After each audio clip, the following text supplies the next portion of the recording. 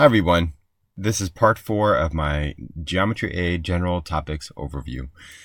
In this question, number 21, we are faced with yet another quadrilateral, this quadrilateral being a parallelogram.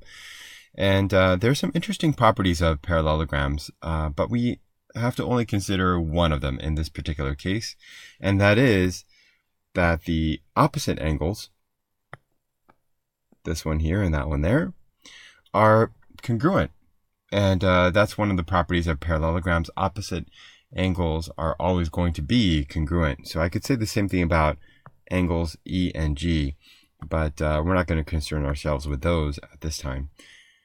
Instead, we're going to look at angles H and F. So because they're congruent, I can go ahead and set up a simple algebraic equation, which says 54 is equal to 6 plus 12x. And this is a very straightforward Algebra 1a type equation. And so I just need to subtract 6 on both sides. That's going to give me 48 is equal to 12x. Dividing by 12 on both sides means that my x value is 4. And that is, believe it or not, the end of number 21. Okay, let's go ahead and move on to number 22. So yet another parallelogram. We do have some other properties that will kick in for this one. If you notice over here, I have a diagonal. MK is my diagonal of this parallelogram.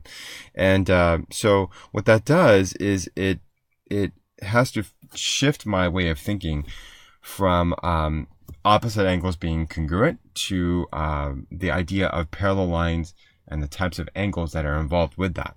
So once again, with parallelograms, opposite sides are parallel to each other, and that's where it gets its name.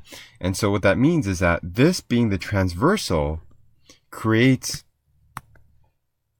these angles, which are alternate interior angles, and alternate interior angles by definition are always going to be congruent. And so I'm going to use this 24 degrees and place it simply right there. Now, the reason I wanted to do that is because there are two other angles which are in this triangle. One is here at angle L, and the other one is 4x minus 8, which belongs right up there in angle M.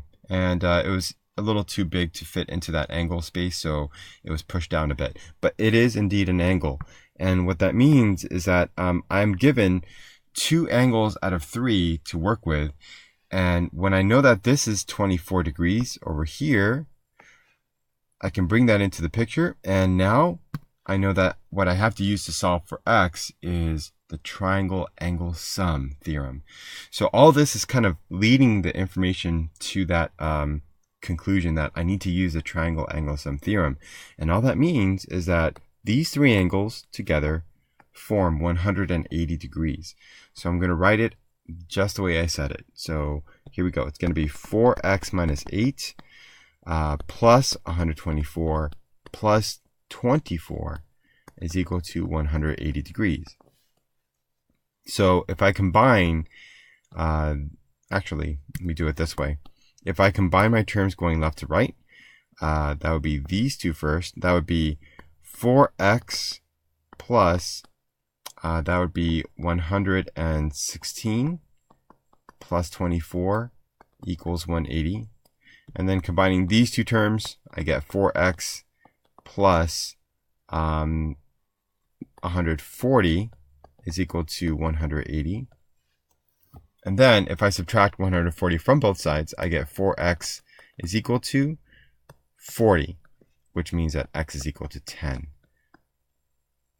And with that, I've solved that equation, and I now know the value of x. So like I've said in my previous videos, if you take this value of x and simply drop it in right there, you would then know the exact value of this angle right here, which would be angle LMK. Okay, we don't need to do that in this case. We're not being asked to do it, but if you wanted to do it or had to do it, you could do it like that. Okay, moving on to number 23. So we have another quadrilateral. This one is a trapezoid. Now, trapezoids and triangles have a similarity in concepts when it comes to the median or the midsegment. The idea is that it is the average for a trapezoid. It is the average of the two bases, which are KL and JM. So if I were to take the average of those two bases, I should get the value of HG, and that's the plan.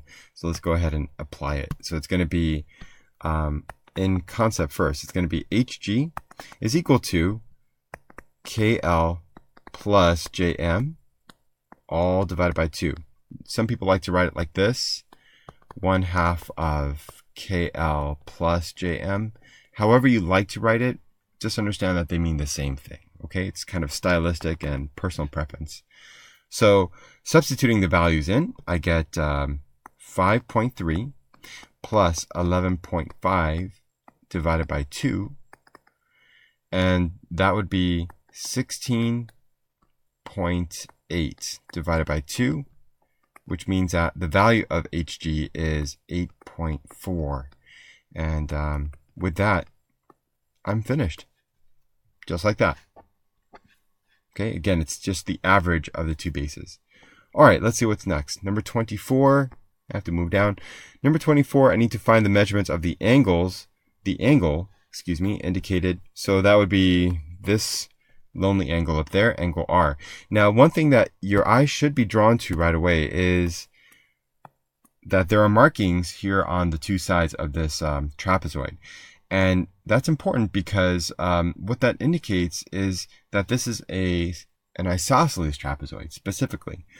Now, one property of trapezoids is that their angles, their consecutive angles are supplementary. So all that means is that if I were to add 97 to the value of that mystery angle, what I would get is 180 degrees.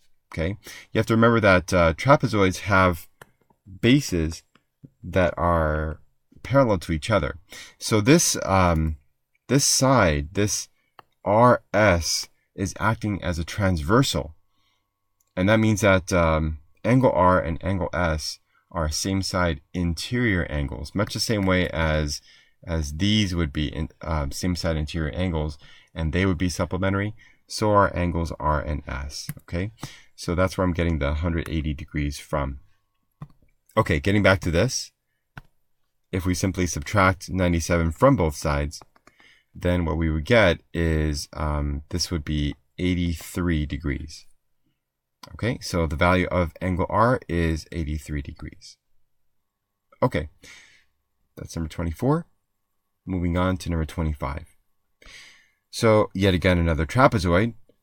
This time, however, we're looking at diagonals within the trapezoid. And once again, my eyes are drawn to these markings, which indicate that this is not just any kind of trapezoid, but an isosceles trapezoid. And in the case of diagonals, this is very, very crucial because what that means is that these diagonals are going to be congruent to each other. So ST is congruent to, excuse me, I said that wrong. Let me start again. Rewind. Blah, blah, blah. And SQ, actually, SQ is congruent to TR. So because they're congruent, I can generate an equation from the information that is given to me about these two diagonals. And so I'm simply going to substitute and say that instead of SQ, I will say 3x minus 16 is equal to 8. Instead of saying TR, I'll say 8. And then I have to solve this equation. So adding 16 to both sides, I get 3x is equal to 24. And that means that x is equal to 8. Okay, so I've accomplished my task, which is to figure out the value of x.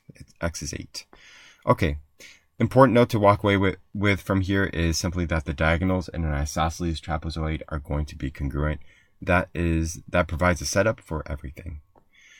Number 26, we have a triangle with one or more of its medians. 26 and 27 are both in that same category. So I'm going to go ahead and start with 26. When it comes to medians of a triangle, when they intersect, they create what's called the centroid, which is this point right here. And you can't see that because I use blue for blue medians. Not very helpful there. Orange is better. So that's the centroid right there. Centroid. Okay, and the centroid is simply the crossing of those three medians. Now that is not going to be of any use to us at this moment. What I'm going to do instead is I'm going to use the fact that Jm is equal to x plus 1. So this is x plus 1. Js is equal to x plus 4, which is a whole thing. That is x plus 4. Now, Jm is 2/3 of Js. Okay, there are several ways of looking at this. That's one way, is that it's 2/3 of the entire thing.